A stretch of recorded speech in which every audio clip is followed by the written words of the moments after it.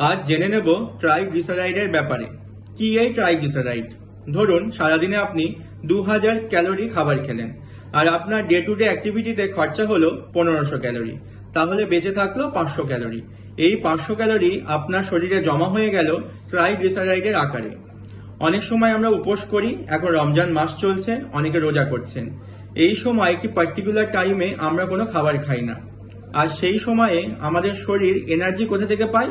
এই ট্রাইগ্লিসারাইড থেকেই কিন্তু আমাদের শরীর ওই পার্টিকুলার টাইমে এনার্জি নিয়ে থাকে।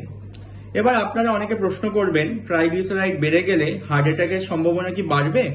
এরকম কোনো পার্টিকুলার স্টাডি এখন অবধি নেই। দেখা গেছে ট্রাইগ্লিসারাইডের মাত্রা যদি 500-র ওপরে চলে যায় তাহলে প্যানক্রিয়াটাইটিস নামক একটি ভয়ঙ্কর রোগ হতে পারে, কিন্তু এমন কোনো পার্টিকুলার স্টাডি নেই যেখানে বলা আছে যে ট্রাইগ্লিসারাইড বাড়লে হার্ট অ্যাটাক বাড়বে।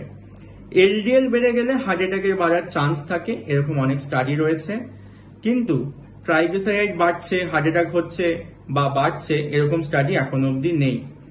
আমরা ভারতীয় উপমহাদেশে প্র্যাকটিস করার সময় দেখেছি অনেক পেশেন্টের এলডিএল লেভেল কম রয়েছে, ট্রাইগ্লিসারাইড লেভেল বেশি রয়েছে এবং তাদের হার্ট অ্যাটাকের চান্স কিন্তু অনেক গুণ বেড়ে গেছে।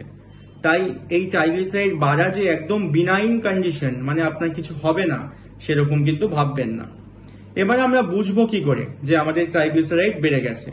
বাইরে থেকে বোঝার কোনো উপায় নেই, আপনাকে একটি ব্লাড টেস্ট করতে হবে, তার নাম হলো লিপিড প্রোফাইল। এই লিপিড প্রোফাইলে দেখা যাবে আপনার ট্রাইগ্লিসারাইডটা কত বেড়ে আছে না নর্মাল আছে। জেনে নেব ট্রাইগ্লিসারাইডের লেভেল কেমন থাকে। 150 mg/dl এর ভেতর আপনার ট্রাইগ্লিসারাইডকে রাখতে হবে, তার উপরে গেলেই কিন্তু সেটি বেড়ে গেল। 150 থেকে 200 বা 220 অবধি এই বাড়াটাকে আমরা বলবো বর্ডার লাইন বাড়া। 220 থেকে 500 অবধি বা 499 অবধি এই বাড়াটাকে আমরা বলবো হাই রিস্ক, এবং 500-এর ওপরে চলে গেলে তাকে আমরা বলবো ভেরি হাই রিস্ক। এবার জেনে নেব যদি আপনার ট্রাইগ্লিসারাইডের লেভেল বেশি থাকে তাহলে কি করা যাবে, অর্থাৎ ট্রিটমেন্ট অ্যাপ্রোচটি কি হবে। প্রথমে জানতে হবে ট্রাইগ্লিসারাইড লেভেল কি ন্যাচারালি কমানো যায়? হ্যাঁ যায়। এলডিএল কোলেস্টেরল যেটি রয়েছে সেটি কিন্তু ন্যাচারালি লাইফস্টাইল মডিফিকেশনের মাধ্যমে কমানোটি ডিফিকাল্ট, কিন্তু ট্রাইগ্লিসারাইড লেভেল আপনি চাইলেই লাইফস্টাইল মডিফিকেশনের মাধ্যমে কমিয়ে ফেলতে পারেন। কিভাবে কমাবেন?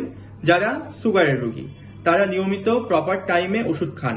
আপনার সুগার লেভেল যদি নর্মাল থাকে তাহলে আপনার ট্রাইগ্লিসারাইড লেভেলও নর্মালের দিকেই থাকবে।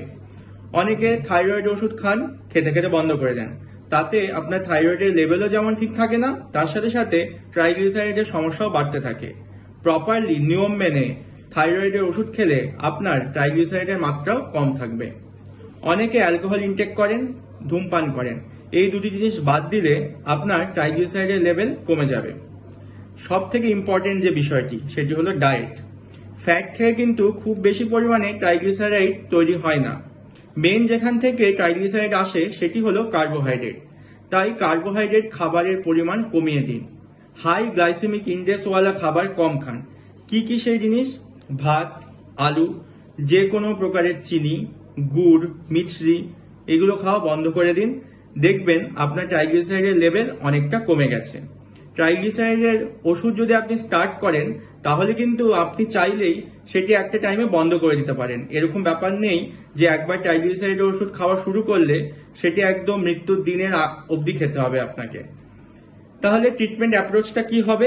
যদি আপনার ট্রাইগ্লিসারাইডের লেভেল 150-র ভেতর থাকে তাহলে খুব ভালো, আপনার লেভেল নর্মালে আছে। যদি সেটি 150 থেকে 220-র ভেতর থাকে তাহলে লাইফস্টাইল মডিফিকেশন করুন। 3 মাস দেখুন, ডায়েট কন্ট্রোল করে, সুগার কন্ট্রোল করে, থাইরয়েডের লেভেল নর্মাল রেখে, অ্যালকোহল এবং স্মোকিং বন্ধ করে দিয়ে যদি আপনার লেভেল নর্মাল হয়ে যায় তাহলে সেই পার্টিকুলার লাইফস্টাইলটি ফলো করুন। যদি দেখা যায় ট্রাইগ্লিসারাইডের লেভেল 220-র ওপরে রয়েছে তাহলে লাইফস্টাইল মডিফিকেশন করতে হবে, সাথে সাথে একটি মেডিসিনও খেতে হবে।